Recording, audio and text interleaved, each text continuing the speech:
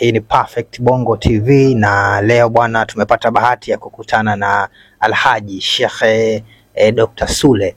Yuko hapa kwa ajili ya kutufunza na kutuelimisha na kutuweka sawa juu ya mengi ambayo tumekuwa labda tukijiuliza na hatujui namna gani ambavyo yanakuwa yakiendelea. Sheikh, asalamu alaykum.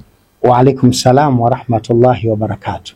Habari za mfungo? Alhamdulillah, saumu tunaendelea, tunateremka leo 17, mambo yanazidi kuisha. Mambo yanaenda. Nimesikia kuna mashehe wanasema wanatamani mwezi usiishe.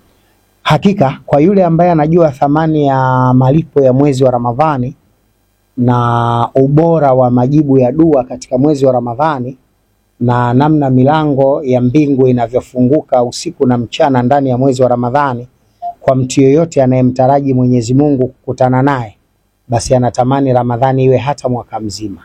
Na ndio maana wengi katika wanaomcha Mwenyezi Mungu akitoka ndani ya Ramadhani anaishi maisha ya kufunga ndani ya mwezi wa Ramadhani na anajiandaa kuyaweka maisha ya baadaye tena miezi 6 baada ya Ramadhani.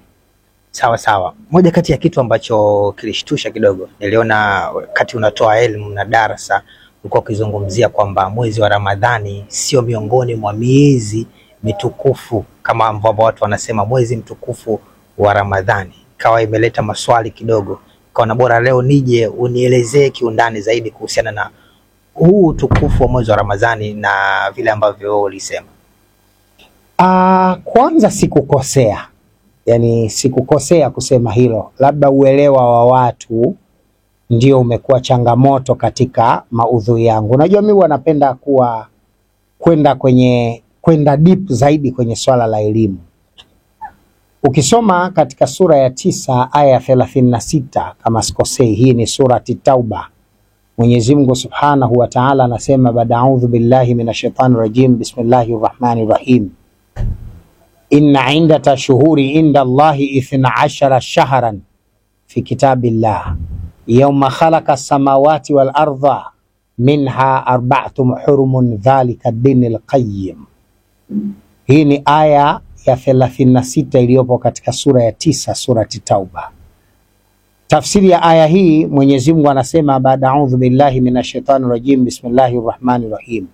Inna indata shuhuri inda Allahi 12 shahran. Hakika ya idadi ya hesabu ya miezi ya mwaka mmoja mbele ya Mwenyezi Mungu ni miezi 12. Miezi 12. Miezi 12. Yauma khalaqa samawati wal ardha, tangu siku Mwenyezi Mungu alipoziumba mbingu na nchi. Minha arba'atun hurumun, ndani ya hiyo miezi 12 kuna miezi 4 iliyo mitukufu kabisa. Minha arba'atun hurumun, ndani ya hii miezi 12 iko miezi 4 mitukufu sana. Dhalika dinil qayyim, na hii ndiyo dini ya Mwenyezi Mungu Mola wako iliyonyooka, iliyosimama, iliyo ya sawa sawa. Hiyo ndiyo Qur'ani. Kwa hiyo Mwenyezi Mungu Subhanahu wa Ta'ala ndani ya aya hii anatuambia mwaka mmoja katika hesabu ya kalenda una miezi 12, na katika hiyo 12 kuna miezi 4 mitukufu. Direct kwenye aya imetajwa kuwa mitukufu, ambao miezi hii ni Dhulqaada, mwezi wa mfungo pili, Dhulhijja, mwezi wa mfungo 3, Muharram, mwezi wa mfungo 4, na Rajab, mwezi wa mfungo 10.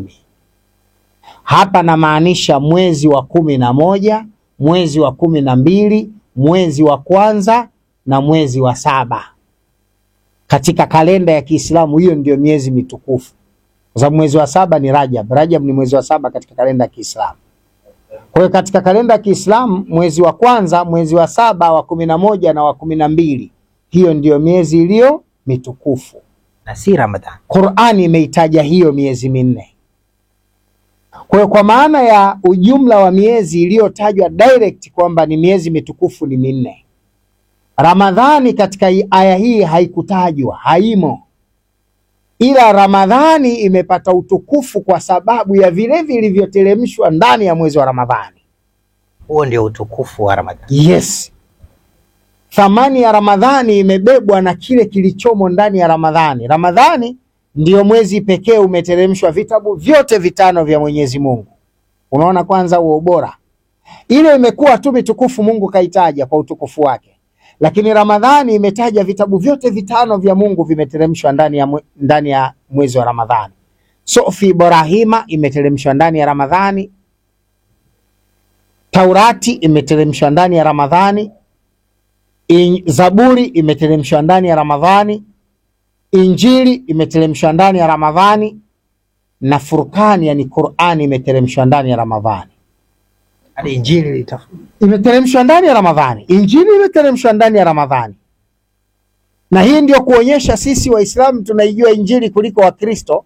Yaani leo ukiwauliza Wakristo Injili imeteremshwa lini, hawana majibu, na wanakosa majibu. Kwa nini? Hakuna Mkristo mwenye Injili ile ya Mungu aliyompa Yesu. Mkristo huyo hayupo, wala hajaumbwa na hapatikani. Hakuna msomi yoyote anaweza kushindana na mimi katika hoja akaonyesha Injili ya Mungu aliyompa Yesu anayo leo. Nampa bilioni 1 za Kitanzania. Hayupo. Injili haipo. Narudia tena, yani nasema maneno haya kinywa kipana mchana kweupe. Hayupo Mkristo, awe padri awe mchungaji awe, hayupo anayeweza kuileta Injili ambaye Mungu kampa Yesu. Hayupo, kwa sababu ukisoma katika Marko 1:14-15 nasema hata baada ya Yohana kutiwa gerezani, Yesu alirudi Galilaya, habari zake zikaenea katika nchi zote za kando kando, naye alikuwa akihubiri akisema, wakati umedimia na ufalme wa Mungu umekaribia, tubuni na kuiamini Injili. Unamsikia Yesu anasema tubuni na kuiamini Injili. Yesu anawaambia Wanaisraeli watubu na kuiamini Injili. Injili aliyofundisha Yesu kwenye Biblia haimo. Injili iliyopo kwenye Biblia iko ya Mathayo, iko ya Yohana, iko ya Marko na Injili ya Luka. Na kwa kuwa hizi Injili 4 si za Yesu, zikatofautiana, kwa sababu hizi Injili za hawa waandishi, Injili ya Mathayo ina sura 28, Injili ya Yohana ina sura 21, Injili ya Luka ina sura 24, Injili ya Marko ina sura 14. Injili ya Yesu haipo hapo. Qur'ani ya Muhammad ina sura 114. Popote duniani ukienda utaikuta iko hivyo. Ukiona Injili inatofautiana mpaka idadi ya sura, hiyo sio ya Yesu. Ile aliyofundisha Yesu haipo. Kwa maana hiyo basi Injili ile iliyofundishwa na Yesu imeshuka ndani ya Ramadhani, tena imeteremka siku ya mwezi 13 Ramadhani. Kwa maana hiyo basi Injili haikushushwa kwa ajili ya Wakristo. Kwani hilo ulijui? Ndio unaniuliza leo mwandishi. Injili haikuletwa kwa ajili ya Wakristo.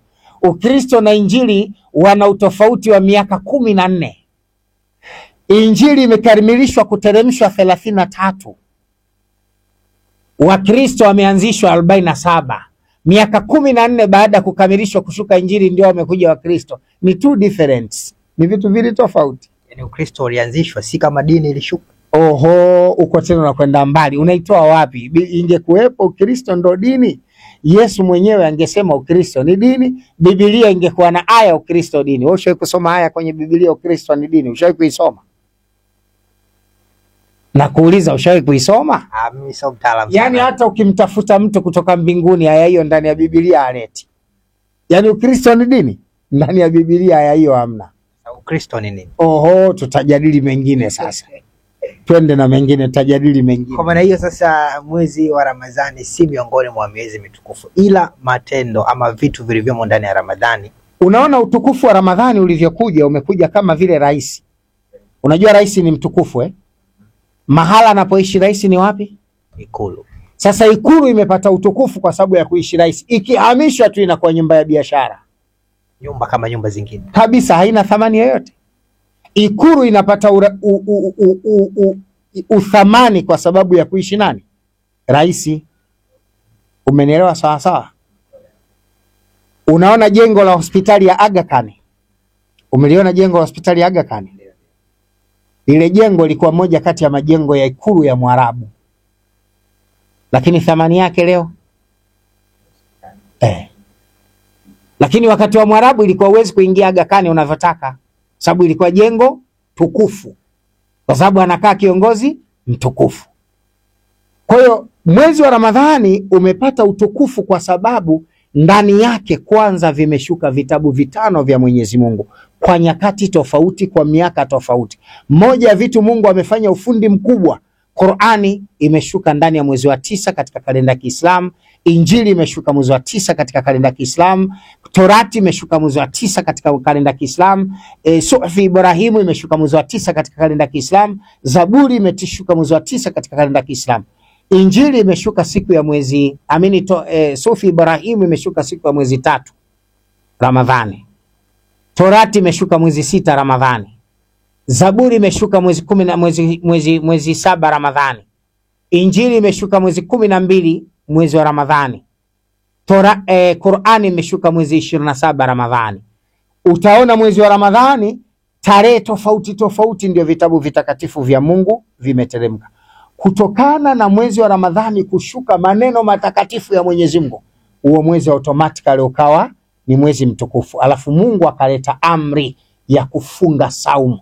Ibada zote katika Uislamu, ibada ya nguzo ya saumu ambayo ndiyo nguzo ya 3 katika nguzo za Uislamu, baada ya nguzo ya 4 baada ya nguzo ya kwanza ya shahada, nguzo ya pili ni swala, nguzo ya 3 ni zaka, nguzo ya 4 ya Uislamu ni ibada ya funga, imeletwa ndani ya mwezi wa Ramadhani. Na Mwenyezi Mungu Subhanahu wa Ta'ala tangu alipowateremshia watu amri, sheria na hukumu, yani kuanzia Torati mpaka wakati wa Qur'ani, ibada ya saumu ya mwezi mzima ilifungwa ndani ya Ramadhani tu. Na ndio maana hata Biblia inatambua mwezi wa Ramadhani ndio mwezi wa kufunga. Yeremia 36:9 ulikuwa mwezi wa 9, Mungu akawataka wana wa Israeli wafunge, na mwezi wa 9 ni mwezi wa 9, na mwezi wa 9 katika mwandamo ni mwezi wa Ramadhani. Kwa hiyo mwezi wa Ramadhani umepata faida ya kwanza, ndio mwezi umeteremshwa vitabu vitakatifu.